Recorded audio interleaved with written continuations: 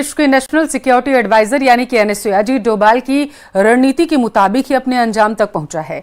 यानी इस ऑपरेशन की सारी स्ट्रेटजी अजीत डोभाल ने बनाई थी।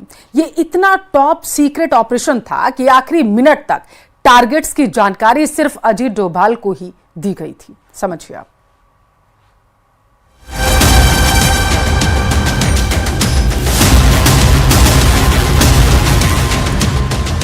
पहलगाम आतंकी हमले का बदला लेने के लिए जिस ऑपरेशन सिंदूर की स्क्रिप्ट लिखी गई, उसका सबसे बड़ा शिल्पकार हैं एनएसए अजीत डोभाल।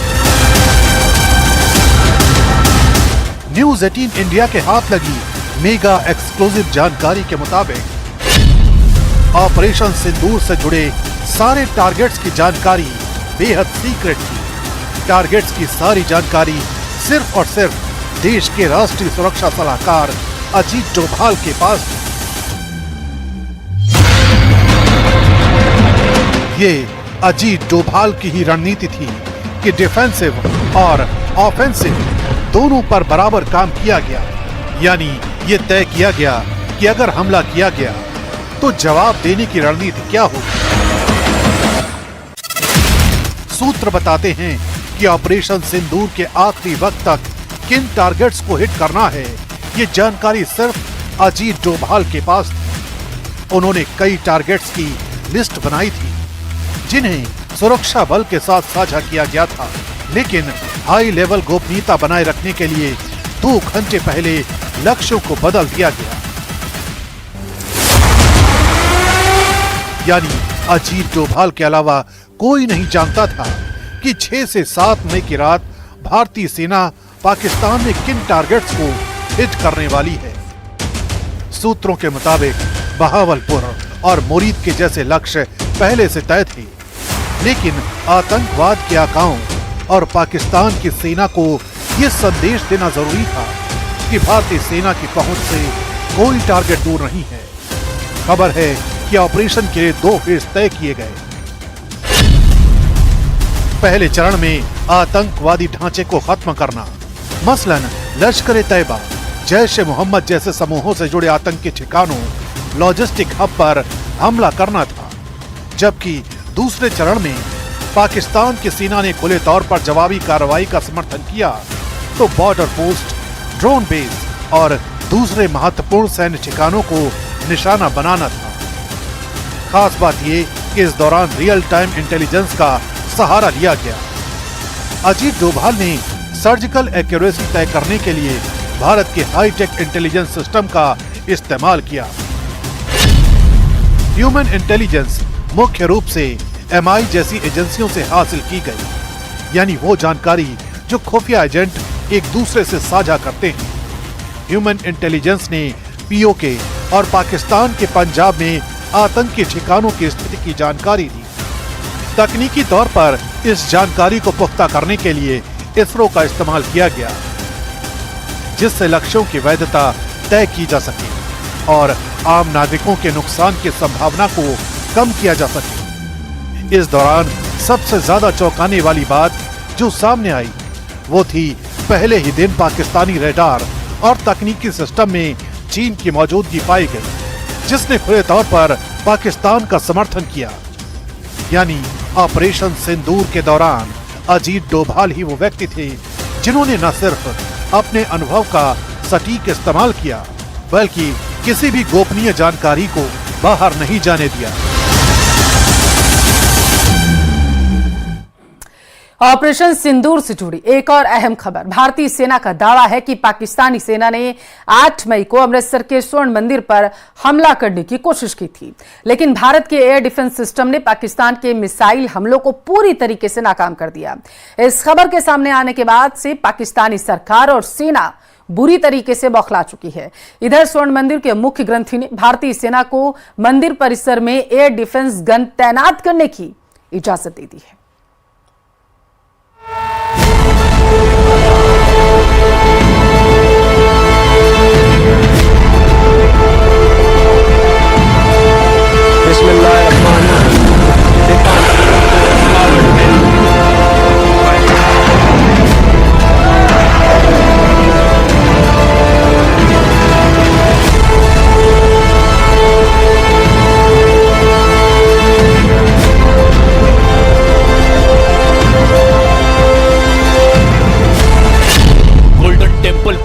हमला नाकाम, धुआं धुआं पाकिस्तानी मिसाइलें। 6 मई की आधी रात से लेकर 10 मई के पूरे दिन तक पाकिस्तान की सीमा को बिना पार किए भारतीय सेना ने ऐसे अचूक हमले किए जिसने पाकिस्तान में मौजूद आतंकी संगठनों को पूरी तरह से तबाह कर दिया। लेकिन अब भारतीय सेना ने ऐसा दावा किया है जिससे पता चलता है कि 22 अप्रैल को पहलगाम में पाकिस्तानी आतंकियों का हमला और बाद में पाकिस्तानी सेना का भारतीय शहरों पर हमले की कोशिश एक बहुत बड़ी और घिनौनी खूनी साजिश थी। पता चला है कि पाकिस्तानी सेना ने अमृतसर में स्वर्ण मंदिर पर बहुत बड़ा मिसाइल और ड्रोन हमला किया था जिसे भारतीय सेना ने पूरी तरह से नाकाम कर दिया। भारतीय सेना का दावा है कि 8 मई को पाकिस्तानी सेना ने गोल्डन टेम्पल को टारगेट करके हाथ मिसाइलें दागी थी जिसे भारतीय सेना के अचूक एयर डिफेंस सिस्टम ने पूरी तरह से तबाह कर डाला। पाकिस्तान भारत के सबसे पवित्र धार्मिक स्थल और सिखों के सबसे पवित्र तीर्थ स्थलों में से एक अमृतसर के गोल्डन टेम्पल पर हमला क्यों करना चाहता था, उसे जानकर आप हैरत में पड़ जाएंगे। चीन और तुर्की के मिसाइल और ड्रोन के दम पर पाकिस्तान ने 8 मई को घिनौनी साजिश की थी। उसकी एक एक परत भारतीय सेना और खुफिया एजेंसियों ने अब खोल कर रख दी है।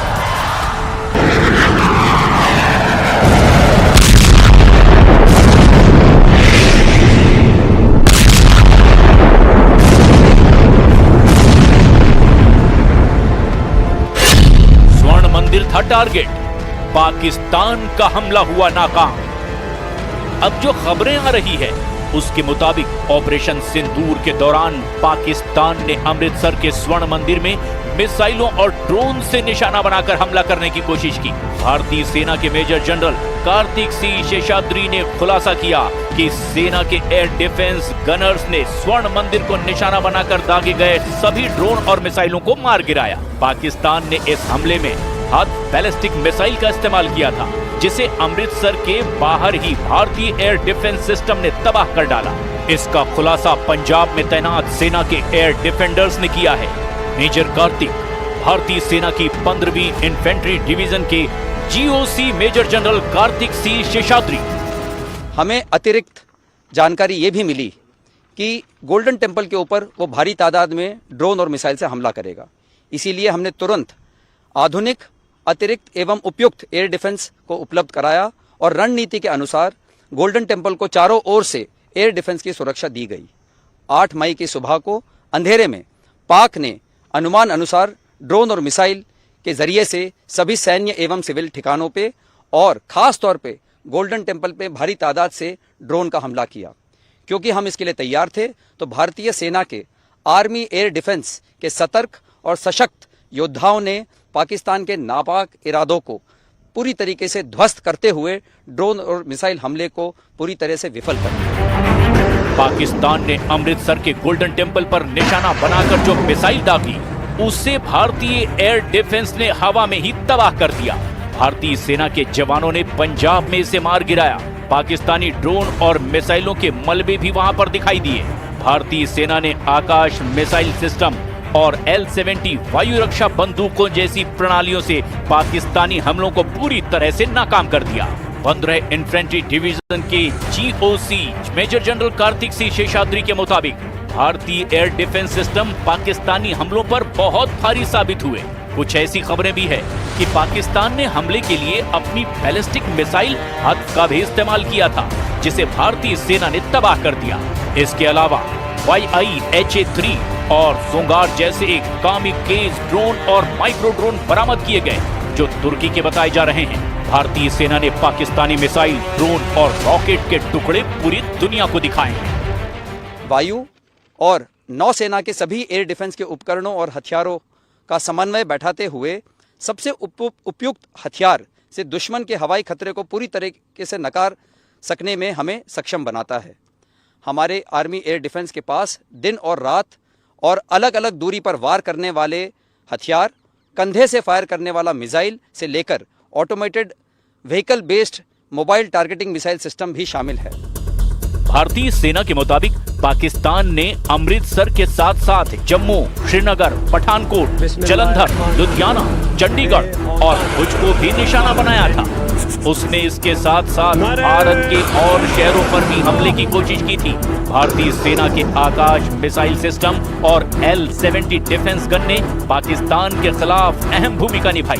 भारतीय सेना ने ऑपरेशन सिंदूर के दौरान पहले आतंकी ठिकानों को तबाह किया था, लेकिन इसमें पाकिस्तानी आर्मी ने एंट्री ले ली और उसने भारत पर हमले की कोशिश की। हालांकि भारतीय सेना ने जवाबी कार्रवाई करते हुए उसे काफी नुकसान पहुंचाया।